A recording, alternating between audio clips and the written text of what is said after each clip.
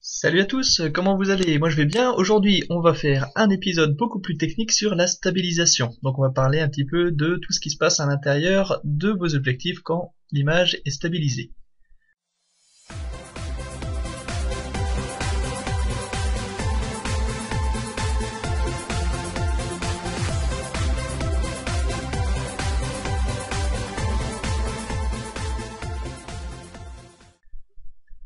Donc bonjour, aujourd'hui épisode beaucoup plus technique, partie beaucoup plus technique sur la stabilisation de l'image. Donc si vous avez déjà fait la vidéo d'avant sur comment augmenter la stabilité d'une image, comment bien se tenir, dans quel cas utiliser ou non la stabilisation sur votre appareil, je vous invite à aller la regarder. Aujourd'hui on va parler donc technique sur qu'est-ce qui se passe à l'intérieur de votre appareil ou de votre lentille de votre objectif quand vous stabilisez une image et dans quel cas utiliser, quel mode utiliser et parfois pourquoi ne pas utiliser la stabilisation de votre image. Alors tout d'abord, grand principe général, la stabilisation de l'image est utile surtout lorsque vous faites des prises de vue à main levée dans des conditions de lumière difficiles. Si la lumière est suffisante pour faire votre photo sans avoir besoin d'activer la stabilisation, donc cette vitesse-là, je vous invite à regarder de nouveau la vidéo d'avant, c'est normalement 1 sur la distance focale de votre objectif. Donc si la lumière est suffisante pour que cette vitesse soit atteinte et que vous ayez une bonne exposition, alors je vous conseille de ne pas activer la stabilisation de votre appareil. De la même manière, si vous êtes sur trépied, il vaut mieux désactiver la stabilisation sur votre objectif ou sur votre appareil. Ça tient du principe du fonctionnement même de la stabilisation, on va expliquer plus loin dans la vidéo pourquoi il faut désactiver. Par contre, il y a des cas où vous êtes à main levée, la lumière est sombre, vous voulez une ouverture de diaphragme précise pour faire un flou donc dans la profondeur de champ, et la vitesse que vous indique votre appareil pour être correctement exposé n'est pas la bonne, elle est trop lente, donc vous allez bouger. Pour enlever le flou, une des manières, c'est d'augmenter les ISO, augmenter la sensibilité, parce qu'à ce moment-là, vous encourez le risque d'augmenter le bruit dans votre image. Et un autre moyen, c'est d'activer la stabilisation sur votre appareil.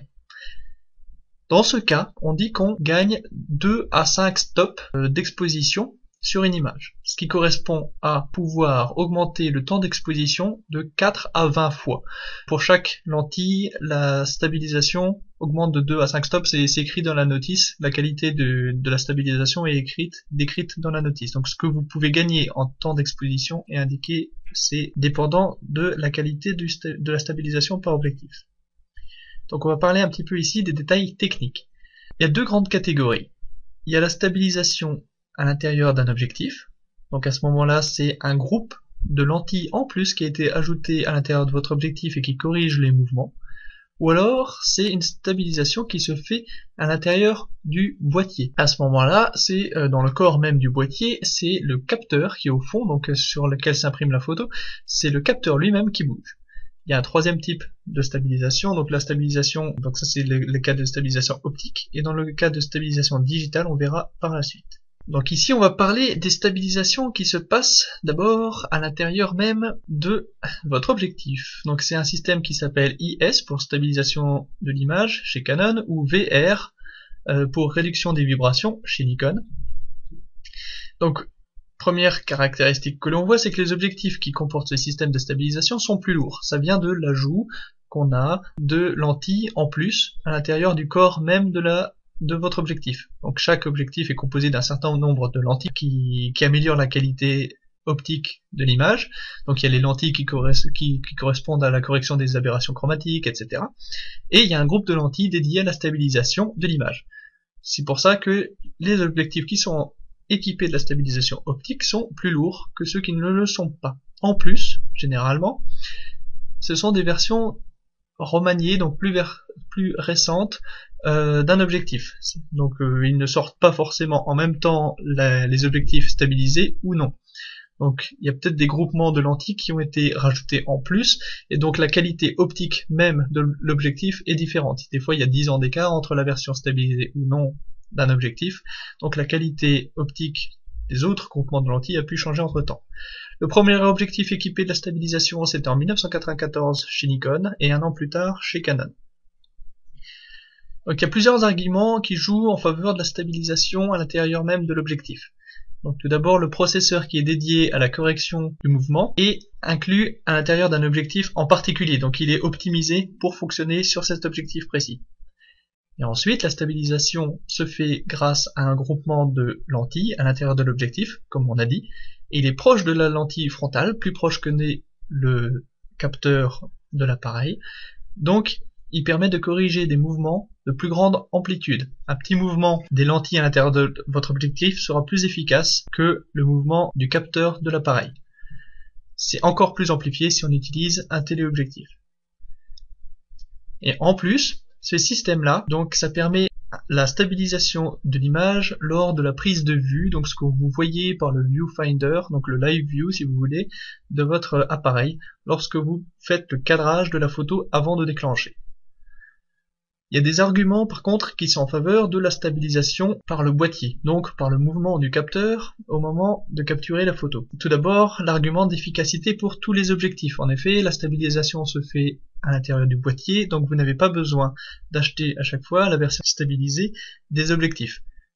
C'est notamment un exemple où la stabilisation va être efficace aussi sur les objectifs d'il y a 30 ans qui n'en étaient pas équipés, et sur les objectifs macro qui sont pour la plupart dépourvus de la stabilisation optique.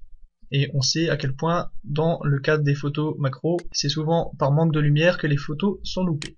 Il y a un troisième cas de stabilisation, qu'on appelle digital, qui est un peu plus annexe, et qui est notamment sur les appareils d'un peu plus bas de gamme.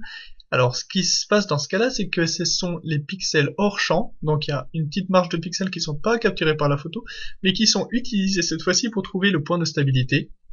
Et quand c'est activé, ce mode-là de stabilisation, il y a une petite dégradation par extrapolation, donc pour rectifier un petit peu l'angle avec lequel la photo est tournée, qui fait que vous interpolez les pixels notamment au bord de la photo, donc il y a une petite perte de qualité d'image. Donc c'est généralement cette méthode-là de stabilisation est plus dégradant pour la qualité de la photo. En cas de stabilisation optique, à l'intérieur de l'objectif, ce sont les lentilles elles-mêmes qui bougent. En effet, pour remettre, donc il y a des capteurs qu'on appelle gyroscopiques et des accéléromètres qui sont capables de détecter les mouvements verticaux et horizontaux, maintenant transversaux sur les objectifs les plus récents, du photographe. Et ils compensent un mouvement latéral, par exemple, par un mouvement opposé des lentilles à l'intérieur même de l'objectif. On va rentrer ici encore plus dans la technique. Il y a différents modes sur la stabilisation. Alors là, je vais parler des plus importants, donc Canon et Nikon. Sur certains modèles d'objectifs, la stabilisation comporte plusieurs modes. Alors chez Canon, il y a le type 1 et le type 2. Le type 1 correspond à une stabilisation dans toutes les directions, donc selon tous les azimuts. Donc vertical, horizontal. Dans le mode 2, c'est uniquement les mouvements verticaux qui vont être corrigés, et selon les mouvements horizontaux seulement si l'appareil détecte que vous n'êtes pas en train de tenter un flou de filet.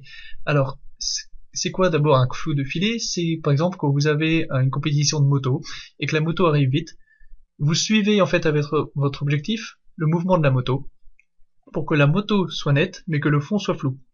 L'appareil dans ce cas-là, dans le mode 2, sera capable de détecter que vous étiez en train de tenter un flou de filet et ne corrigera pas selon l'axe horizontal. Bien sûr que non, vous ne voulez pas que ce mouvement soit corrigé, vous le faisiez exprès. Donc dans ce mode-là, ce mode 2, il est intelligent dans le sens où il est capable de détecter si vous vouliez ou pas faire un flou de filet et ne pas corriger dans le cas où il détecte que vous étiez en train de faire un flou de filet. Chez Nikon, il y a deux modes. Dans le premier mode, ce qu'on appelle le mode normal, il détecte et il compense le mouvement donc du photographe, encore par des gyroscopes et par le mouvement des lentilles à l'intérieur de l'objectif, lors de la prise de vue. Et il y a un autre mode qui s'appelle le mode actif, qui détecte et compense lors de la prise de vue, mais aussi lors de la visée. Donc en fait, quand vous regardez avant même de prendre la photo, il fait déjà la compensation, ce qui vous facilite donc la composition de l'image, parce que l'image est stabilisée avant même de prendre la photo. C'est à n'utiliser cependant que sur support instable, parce que sur ce mode-là, sur ce mode actif, il ne détecte plus si vous êtes en train de faire un mouvement de filet ou non. Il y a plusieurs cas, donc si vous avez un Canon, vous devez utiliser le mode 2 si vous voulez faire un mouvement de filet. Et dans le cas de Nikon, vous devez utiliser le mode normal si vous voulez essayer un effet de flou artistique, donc un flou de filet, de suivre le sujet. Attention, les modes intelligents, donc le mode actif sur Nikon, le mode 2 sur Canon, consomment encore plus d'énergie. Si on lit la notice, on se rend compte aussi que pour tous les objectifs, la désactivation de la stabilisation est conseillée, même recommandée, avant de démonter l'objectif de l'appareil principal, donc du boîtier. Il y a des limites à la stabilisation d'image. Alors tout d'abord, on l'a vu, il ne fait entre guillemets gagner au maximum que 2 à 5 stops, donc il fait gagner que de 4 à 16-20 fois le temps d'exposition. Donc il ne rallonge le temps d'exposition que de 4 à 20 fois. Vous ne pouvez pas non plus espérer aller à l'infini de la stabilisation. Le coût en batterie, donc un malus. Si vous n'avez pas besoin de la stabilisation optique sur votre boîtier ou sur votre objectif, il est conseillé pour sauvegarder un peu plus votre batterie de mettre en mode off la stabilisation. Il faut bien régler, donc on a vu le bon mode pour que l'appareil n'essaye pas de compenser un flou de filet que vous vouliez garder parce que vous êtes en train de le faire exprès. Et il faut également désactiver ce mode-là sur trépied. Alors pourquoi désactiver sur trépied? Alors on a vu, l'appareil cherche à détecter un mouvement dans la photo, et entre guillemets, s'il en trouve pas, il va essayer de le trouver quand même. Donc s'il voit quelque chose bouger à l'intérieur donc de la photo qui est prise, donc des lumières qui bougent, etc., il se peut que l'appareil essaye de faire la compensation. Donc il va vous trouver des choses qui bougent alors qu'elles ne bougent pas. Donc également, il y a moyen qu'au moment de prendre la photo, tout d'un coup, vos lentilles qui sont à l'intérieur de l'objectif se recalent tout d'un coup en position centrale alors que vous vouliez pas qu'elles bougent. Donc il faut absolument désactiver votre stabilisation optique sur trépied. Il y a aussi une limitation en termes de poids. Chaque fois que vous prenez un objectif avec stabilisation, il est plus lourd que le système non stabilisé. Et enfin, ça ne compensera jamais le mouvement de l'objet que vous êtes en train de photographier. Ça limite toutes les secousses et tous les mouvements de la part du photographe, mais évidemment ça compensera jamais le mouvement de l'objet lui-même que vous êtes en train de prendre en photo.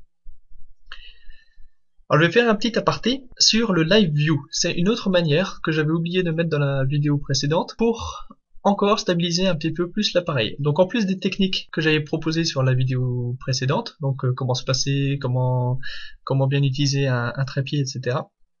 On peut remarquer que si on utilise le mode live view, donc ça c'est sur un Canon, je sais pas si les autres marques ont un autre nom pour lui, c'est une fonction qui permet de relever le miroir. En effet, dans le mode live view, on montre directement ce qui se passe, ce qui est récupéré par le capteur. Donc le miroir qui se trouve entre votre objectif et le capteur est relevé à ce moment-là. Et en fait, en utilisant le mode live view, ça permet de limiter les vibrations qui arrivent quand, au contraire, vous ne l'utilisez pas, vous entendez d'abord le miroir qui se relève pour laisser la lumière entrer vers le capteur, et là, enfin, la photo est prise, donc il y a le diaphragme qui s'ouvre. En mode live view, le miroir est déjà relevé. Et sur certains appareils, le relèvement du miroir entraîne vraiment un gros clac, on l'entend, c'est ça le bruit spécifique des réflexes. Ce clac-là, ça fait vraiment vibrer des fois la photo, et des fois dans des conditions de lumière basse, où la photo est prise quand même assez rapidement, vous pouvez voir l'effet de ce claquement, donc cette vibration induite par le miroir. Donc en général, vous pouvez encore augmenter la stabilité de votre appareil en relevant le miroir avant même de prendre la photo, donc en passant par le mode live view. En vidéo, donc un petit paragraphe spécial sur la vidéo, la stabilisation optique en vidéo. Alors en mode vidéo, vous devez utiliser les modes dits intelligents qui vous permettent de stabiliser la photo uniquement sur les axes quand l'appareil détecte que vous n'êtes pas en train de faire un travelling ou un flou de filet. En plus, il existe des processus donc, que vous connaissez certainement qui permettent un post-traitement de la stabilisation, qui interpolent entre les images, qui font un suivi pixel par pixel et qui vous recalent du coup votre image, frame par frame, donc image par image, afin que la stabilisation en post-traitement soit plus efficace. Ceci dit, ça va dégrader la qualité de votre image parce qu'on va de nouveau interpoler entre pixels de différentes images. Il y a la stabilisation digitale dont on a parlé tout à l'heure avec la prise en compte de pixels en dehors du champ de vision pour traquer les changements d'angle notamment, donc pour recadrer les mouvements gauche-droite et haut-bas de votre image. Et enfin, à la prise de vue elle-même de votre vidéo, on conseille généralement d'utiliser soit un trépied si vous êtes stable, soit ce qu'on appelle alors un outil gyroscopique. Donc généralement, je vais donner une marque, mais Steadicam, c'est un objet lourd que vous mettez en dessous de votre appareil qui permet de changer le centre de gravité afin de stabiliser l'appareil quand vous le tenez en main. Pour conclure cette vidéo, je vais en fait poser une question un peu provocante. Avez-vous besoin vraiment de la stabilisation de l'image? En fait, au même prix qu'un objectif stabilisé, vous pouvez bien souvent trouver un objectif équivalent. Donc par exemple, là je vais prendre l'exemple chez Canon, le 70-200, il y a beaucoup de versions. Vous pouvez trouver au même prix que l'objectif stabilisé, l'objectif qui permet d'ouvrir le diaphragme de manière plus importante. Donc le 70-200 qui peut ouvrir son diaphragme jusqu'à f4 stabilisé et au même prix que le 70-200 qui permet d'ouvrir jusqu'à f2.8, donc vous gagnez 2 stops de lumière non stabilisés. Et la stabilisation sur le f4 permet de gagner 2 stops. Donc en fait vous arrivez sur l'équivalent, mais vous perdez en profondeur de champ. Donc à voir en fait en fonction du budget, parce que la stabilisation reste quand même assez chère sur ces objectifs là. Surtout que vous rajoutez le poids de l'objectif. Et en fait, vous pouvez aussi vous laisser tenter par le choix de la version stabilisée si la version stabilisée est en fait une version d'optique plus récente avec des ajustements qui ont été faits, notamment sur l'amélioration de la qualité de la réduction de l'aberration chromatique et des choses comme ça. Mais ça, il faut comparer les autres groupements de lentilles à l'intérieur de l'optique qui ont changé, donc à l'intérieur de votre objectif, et ça, je vous laisse vous référer à des comparateurs de qualité d'optique. Donc DxOMark, je vous mets les liens de plusieurs articles qui parlent de la stabilisation, et je mettrai le lien vers les comparateurs de qualité d'optique comme DxOMark. Donc quand vous faites votre choix d'objectif, dites-vous que la stabilisation d'un objectif n'est en fait utile que pour le travail à main levée, dans des conditions de basse lumière, vraiment basse lumière, où de toute façon vous n'utiliserez pas, ou vous ne pourrez pas utiliser le trépied, et l'utilisation d'un upgrade des ISO ou d'une ouverture plus grande du diaphragme ne suffit pas. Donc ce sont quand même des cas assez limités, donc réfléchissez-y avant de prendre un appareil plus lourd, plus cher. A bientôt pour de nouvelles vidéos. Donc vous avez vu, je commence à traduire un petit peu en anglais, donc je vais essayer de continuer à uploader des vidéos assez régulièrement et de vous tenir informé. N'hésitez pas à vous abonner pour voir les nouvelles vidéos arriver. Et à bientôt, n'oubliez pas de continuer de partager. Merci beaucoup.